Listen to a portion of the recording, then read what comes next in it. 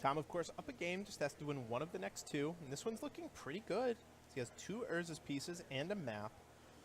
This is a turn 3 Tron if Tom wants it, as well as 3 mana available after. And Pedro cannot combo this turn.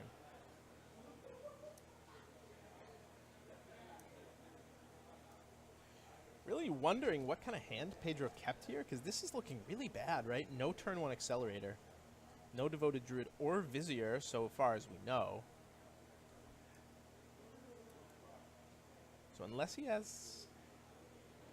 I mean, I don't know what he could have here that would make this hand worth keeping.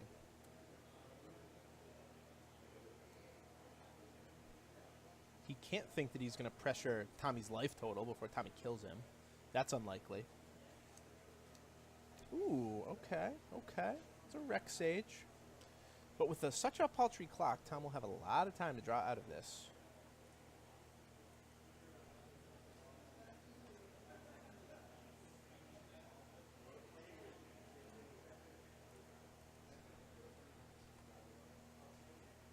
Right, so that Rex Sage was kind of a Time Warp, but also kind of not a Time Warp, because same end result, Tommy's going to have 8 mana on turn 4, just like he would have if the map lived. So, like, maybe Pedro kept on the back of the Rex Sage, but not looking good here. He's going to hope to dodge an Ugin. Ugin, of course, the game ender. Karn Liberated, possible to fight around.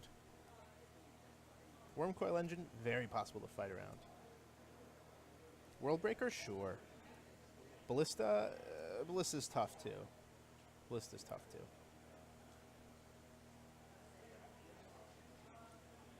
Tommy drops to 14.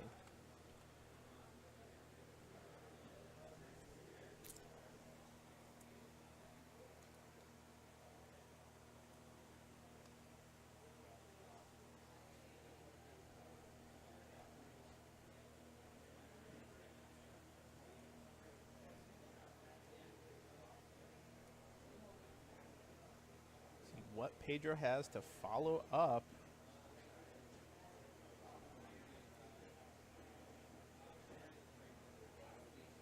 Two mana. Oh no, 3 mana Kitchen Finks. Okay, this is an ugly, ugly clock. I mean, this is not where he wants to be at all.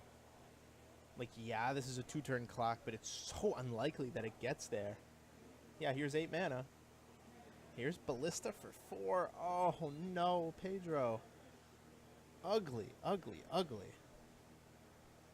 Tommy has to decide whether or not to shoot that Duskwatch now.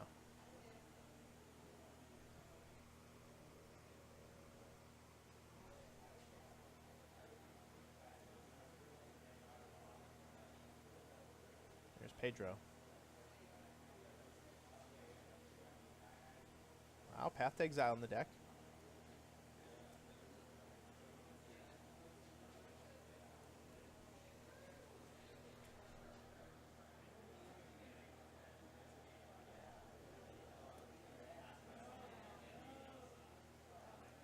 So Tommy takes out a couple creatures, goes to find a forest. Does not use that last point of damage on Pedro's face, prefers the forest, makes perfect sense. Now Pedro gets a turn to untap.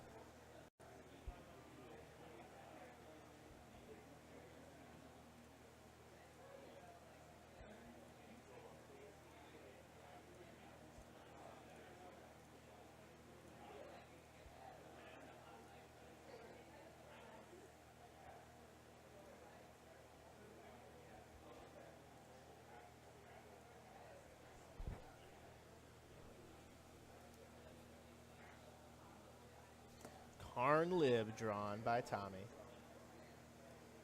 Have to imagine Devoted Druid's going to die one way or the other. Oh, God, yeah, that's one way. 2 permanents exiled. Now, you know, gotta figure Tommy feels great right about now.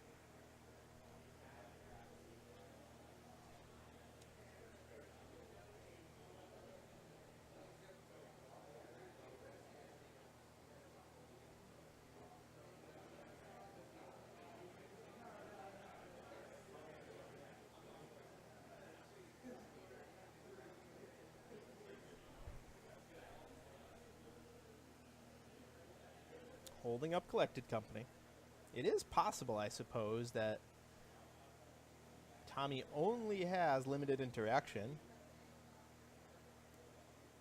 and that the end of turn Collected Company can sneak a win here. Very possible. Of course, for that to be the case, this Ulamog will have to not exile the key cards, Ronas and Walking Ballista. There's the Ballista. I don't think I saw a Ronas, though. So it is possible that Pedro can win. Let's see what Tommy has. Ooh, okay. Maybe not. Maybe not possible.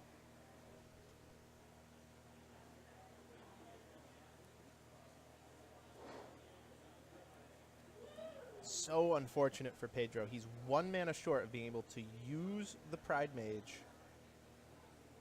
and also Collected Company. I'm not sure what his play is here. Draw a path, maybe?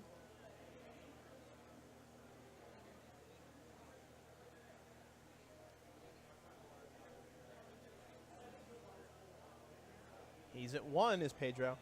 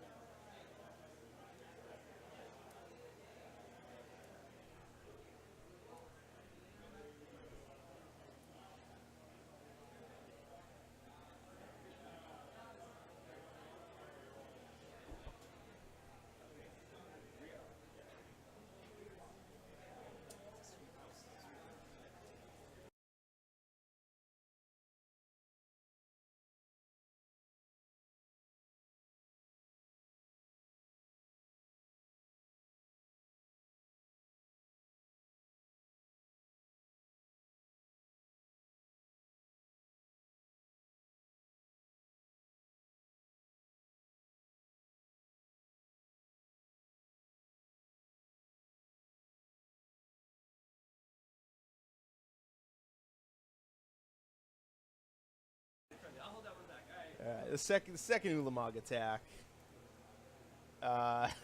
Often ugly. The second Ulamog attack. Sorry for the moment of silence there. Had a talker come on up. Want to say hi. Karn, exile land. Ouch. When Greentron really takes over, right? Karn. Oh my god. I feel so bad for Pedro right now. This is brutal. He barely got to play this match. There's the handshake. Tommy wins. Tommy wins.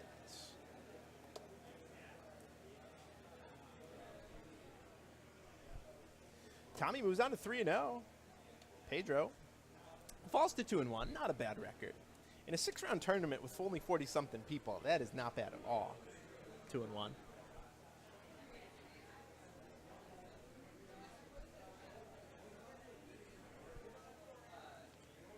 Guys, anyone out there who is a New Hampshire player, I was just speaking to Brian Hack when I had it muted there. Anyone interested in seeing Brian Hack come on? Do some commentary, maybe talk about how awesome he is? I don't know. Anyone interested? Anyone in chat? Bueller.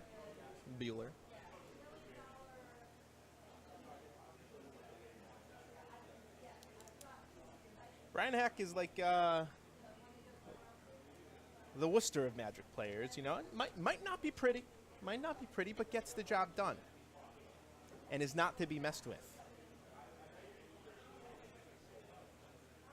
Having talked to him once, I know that.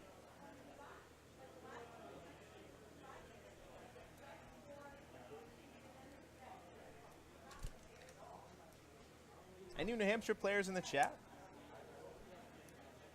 Give me a shout out if you are. Of course, I know a decent number of you are here. See Nick. Of course, Nick. Always going to be Nick Lane.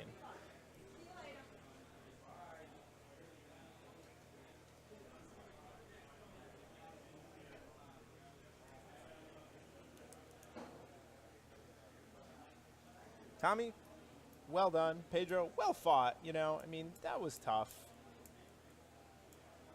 Game 1, you know, we missed the first couple turns of Game 1, but it looked like a turn 3 Karn.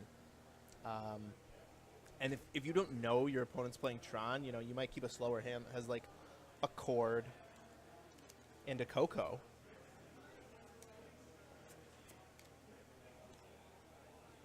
Thinking, like, okay, well, if my opponent's playing an interactive deck, I can go end of turn, Cord, Coco, you know, and maybe assemble a combo sneakily. Have those card advantage cards, maybe like Cord for an Ewit, get it back. Play a slow game, but against Tron, turn 3 Karn Liberated, that's not going to work.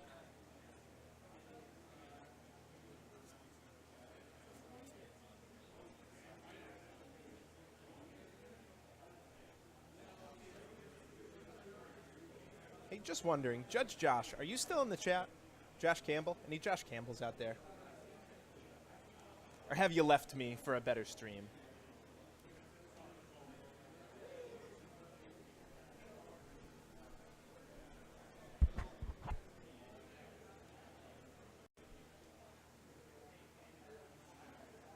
Joshy. Any Joshies out there?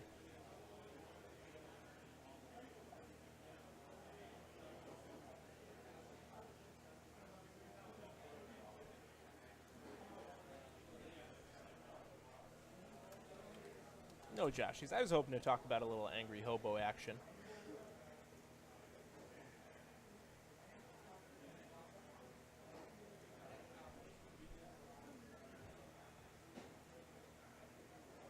And before anyone tells me, I know Hobo is not the preferred nomenclature.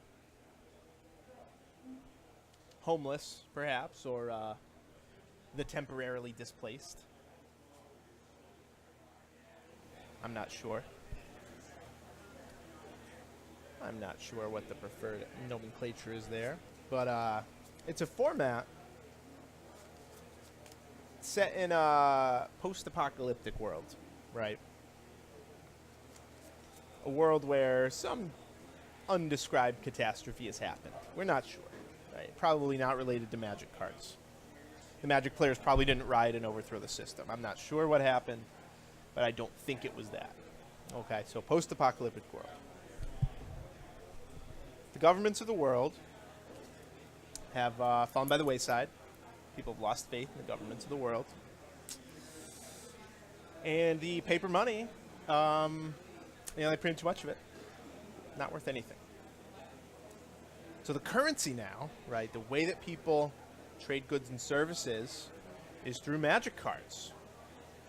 Through Magic cards. Now, in order to test one's mettle, right, of course there are acts of physical violence. It's a lawless society, but the civilized people play Magic to determine who has supremacy, and of course they play for ante, because there's no time to play for fun in this world. You have to play for ante. So black-green decks, you know, because we're dirty homeless people. Black-green decks play for ante. Decks cannot be too good, okay? Decks can't be too good. So, you know, mythic rares are hard to come by in this world. You can only have a few mythics, stuff like that. It's like a Canadian Highlander type situation, but instead of the point values being assigned, you just, you know, you just estimate. You play it by ear. Now, here's the catch, okay? When you win someone's ante, when I beat you in a game of Angry Hobo, I win your ante card that we flipped at the beginning of the game.